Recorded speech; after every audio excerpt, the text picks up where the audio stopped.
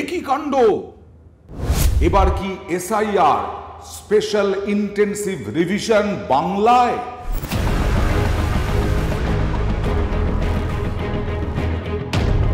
জল্পনা বাড়ছে এখানেও কি কয়েক কোটি ভোটার তালিকা থেকে বাদ যাবে। ৭৩ লক্ষ ভোটারের নাম বাদ গেছে বিহারে। এখানেও কি 2026-এর আগে সেই ছক নির্বাচন কমিশনের একটা নির্দেশ এসেছে, সেই নির্দেশ ঘিরে জল্পনা আরো বাড়ছে। কি নির্দেশ এসেছে আপনাদেরকে জানাবো। এমনিতেই লোকসভা রাজ্যসভা গত কয়েকদিন ধরে এই স্পেশাল ইন্টেন্সিভ রিভিশন নিয়ে উত্তাল, বিরোধীরা একেবারে একজোট। সেই একজোট বিরোধীদের হইহট্টগোলে প্রতিদিন দফায় দফায় মুলতুবি হচ্ছে। দিনের মতো মুলতুবি হয়ে গেছে আজকে লোকসভা এবং রাজ্যসভা। তার মধ্যেই পশ্চিমবঙ্গে এলো নির্বাচন কমিশনের একটি চিঠি, এবং সেই চিঠি ঘিরেই জল্পনা যে এবার কি ভোটার তালিকায় বিশেষ সংশোধন, এবার কি বাংলার ভোটার তালিকা থেকে লক্ষ লক্ষ ভোটারের নাম বাদ যাওয়া এই সময়ে চলে আসছে। নির্বাচন কমিশন কি সেদিকেই এগোচ্ছে? মানে কোনো রকম বিরোধীদের অভাব অভিযোগ, বিরোধিতা প্রতিবাদ এসবে কান দেবে না নির্বাচন কমিশন। এবার বলি কি সেই তথ্য যাকে ঘিরে জল্পনা। একটা চিঠি এসেছে বুথ লেভেল অফিসার যারা এই ভোটার তালিকা সংশোধনের কাজে যুক্ত থাকেন, তাদের হঠাৎ করে ভাতা বাড়ানোর নোটিশ এসেছে। বিশেষ ভাতা, নির্বাচন কমিশন বলছে বিশেষ ভাতা বুথ লেভেল অফিসারদের, বিএলওদের। কি সেই বিশেষ ভাতা? রাজ্যের মুখ্য নির্বাচন আধিকারিককে জানালো জাতীয় নির্বাচন কমিশন। 1 লাফে বুথ লেভেল অফিসারদের ভাতা বেড়ে প্রায় দ্বিগুণ। বুথ লেভেল অফিসাররা এবার বার্ষিক ভাতা পাবেন 12,000 টাকা। সুপারভাইজার হিসেবে যে সমস্ত বুথ লেভেল অফিসাররা কাজ করবেন তারা পাবেন 18,000 টাকা। কেন কেন এই যে চিঠি, এই চিঠিকে ঘিরে কেন বিতর্ক, কেন বারবার উঠে আসছে জল্পনা যে এ রাজ্যেও এসআইআর কিনা? তার জন্য যে চিঠিটা, যে অর্ডারটা, সেটা আপনাদের একটু দেখাতে হবে। সেই অর্ডারেই লেখা আছে স্পেশাল কাজ, বিশেষ কাজ। বিশেষ কাজ কি? বিশেষ কাজ তো ভোটার তালিকা সংশোধন তো প্রাথমিকভাবে হয়, এটা তো নতুন ঘটনা নয়। সেই বিশেষ কাজটা যে লেখা আছে নোটিশে, সেই বিশেষ কাজটাই জল্পনা বাড়াচ্ছে। এখানেও কি স্পেশাল ইন্টেন্সিভ রিভিশন? আপনার নাম বাদ যাবে, আমার নাম বাদ যাবে। কারণ নির্বাচন কমিশন তো সুপ্রিম কোর্টের নির্দেশই মানছে না। সুপ্রিম কোর্টের নির্দেশের পরেও অনড়। Voter card, Aadhaar card, PAN card, ration card কোনোটাই বৈধ নয়। এবার কি চাইবে আমাদের কাছে নির্বাচন কমিশন?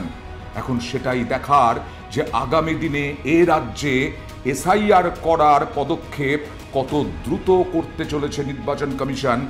আর মমতা বন্দ্যোপাধ্যায় 21শে জুলাই দাঁড়িয়ে বলেছিলেন যে এখানে যদি নির্বাচন কমিশন একটা নামও বাদ দেয় তাহলে নির্বাচন কমিশন ঘেরাও কর্মসূচি হবে। जैसे बिहार में 40 लाखों का ज्यादा आदमी को नाम निकाल दिया और बंगाल में भी करने वाला है। अगर करेगा तो घेराव कर्मसूची करेंगे, पूरा घेराव होगा, पूरा आंदोलन होगा, हम नाम काटने नहीं देंगे।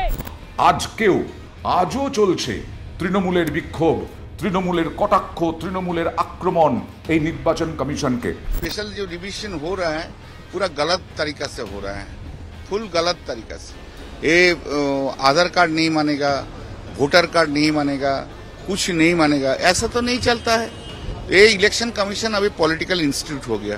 बीजेपी जिसको जिसको बोलेंगे उसको रखेंगे और बीजेपी जिसको काट देना बोलेगा वही करेगा। वो क्या होगा? এতে দেখা যাচ্ছে নির্বাচন কমিশনার, মুখ্য নির্বাচন কমিশনার জ্ঞানেশ কুমার, তিনি বেশ কয়েকটি প্রশ্ন তুলেছেন। যারা বিরোধিতা করছেন, যারা প্রতিবাদ করছেন, কি সেই প্রশ্ন একটা একটা করে বলি। ভোটার তালিকায় মৃত ভোটারদের নাম থাকলেও ইলেকশন কমিশন কোনো ব্যবস্থা নেবে না। কে না করেছে? মানে আমি বিরোধীদের পক্ষ থেকে বলছি না, কিন্তু বিরোধীদের যে বক্তব্য তাতে তো বলেননি যে মৃত ভোটারের নাম তালিকায় থাকতে হবে। অনেক সময় দেখেছি আমরা বেঁচে আছেন তাও মৃত বলে ভোটার তালিকায় আছেন। এইটা বরং খতিয়ে দেখা উচিত। এবং এর সঙ্গে সঙ্গে দ্বিতীয় প্রশ্ন, ভুয়ো ভোটার কার্ডের বিরুদ্ধে ব্যবস্থা নেবে না? নিশ্চয়ই নেওয়া হবে। আমরা তো দেখাচ্ছি বিভিন্ন জায়গায় পাচার চক্র, জাল চক্র, Aadhaar card, voter card, PAN card, এসব ভুয়ো চক্র গড়ে উঠেছে বিভিন্ন জায়গায়। সেই ভুয়ো ভোটার কার্ড অবশ্যই দেখা উচিত। ভোটার তালিকায় বিদেশিদের নাম থাকলেও পদক্ষেপ করবে না? কেন করবেন না? অবশ্যই করবেন। আমরা সাংবাদিকরা বলতে পারি, এবং রাজনৈতিক দিক থেকে বিরোধীরা নিশ্চয়ই তাতে না করবেন না যে বিদেশি বিভিন্ন দেশের মানুষ এখানে এসে ভোটার তালিকায় নাম ঢুকিয়ে যাবেন বেআইনিভাবে, অবৈধভাবে, আর তাদের নাম থাকবে। নিশ্চয়ই না। এই ধরনের 56 লক্ষ ভোটার পাওয়া গেছে কোথায়? বিহারে। দুর্নীতির এই আগাছা নির্মূলে নির্বাচন কমিশন কি পদক্ষেপ করবে না? নিশ্চয়ই করবে। কিন্তু আমি ভোটার তালিকায় আমার ভোটার কার্ড আপনারাই করতে বলেছিলেন, অর্থাৎ রাষ্ট্র আমাকেই আপনারা বলেছিলেন প্যান কার্ড করতে, আপনারাই আমাকে বলেছিলেন আধার কার্ড করতে, আপনারাই বলেছিলেন আমাকে রেশন কার্ড করতে।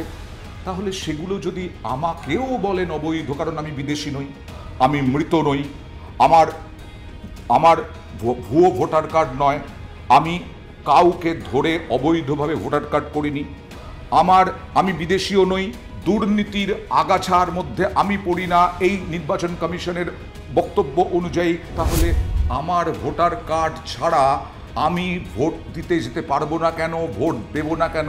এই প্রশ্নই আমার মতো আরও বহু মানুষের। তারা কি হয়রানির মুখে পড়বেন?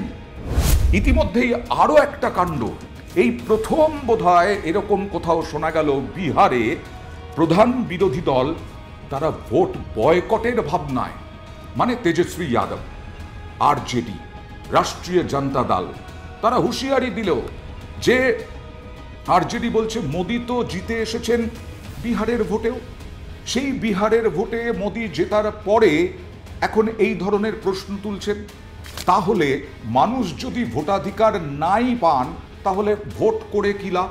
তাই তারা আলোচনা করবেন, মানে তেজস্বী যাদব বললেন, এবং ভোট বয়কটের ভাবনাও রয়েছে।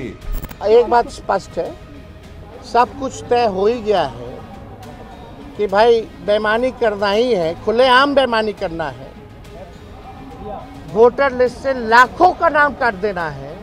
और यही लाखों वोटर जो थे मोदी जी को वोट दिया, कई सरकारें चुनी, तब ठीक था। अब ये अचानक से गड़बड़ कहाँ से हो गया? यही तो सवाल पूछा जा रहा है। तो जब बेईमानी करना है तो हम लोग इस पे विचार कर सकते हैं बॉयकॉट करने का। हम सब दल के लोगों से बात करेंगे। महागठबंधन चुनाव का क्या मतलब रहेगा जब लोकतंत्र में जनता ही वोट नहीं देगी? चुनाव बहिष्कार पर चर्चा हम लोग कर सकते हैं, ये विकल्प हमारे पास खुला है। অর্থাৎ বিহারে নির্বাচন যত এগিয়ে আসছে, বাংলায় নির্বাচন, একেবারে এই এসআইআর ইস্যুতে তোলপাড় হচ্ছে দেশের রাজনীতি। আজকে কংগ্রেসের পক্ষ থেকে ছাত্র ইউনিয়ন তারা বিভিন্ন ইস্যুর মধ্যে এসআইআর নিয়েও একেবারে তুলকালাম হলো পাটনায়। এমন বিক্ষোভ, ব্যারিকেড ভেঙে ভেঙে পাটনায় আজকে জল কামান পর্যন্ত ছুঁটতে হলো।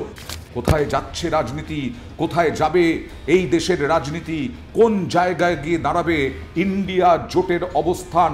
কারণ আজকে লোকসভা এবং রাজ্যসভার বাইরে ইন্ডিয়া জোট একদম এককাট্টাভাবে তারা বিরোধিতা করেছে, স্লোগান দিয়েছে, বিক্ষোভ দেখিয়েছে, অবস্থানে বসে পড়েছে লোকসভা এবং রাজ্যসভার সংসদ ভবনের সামনে।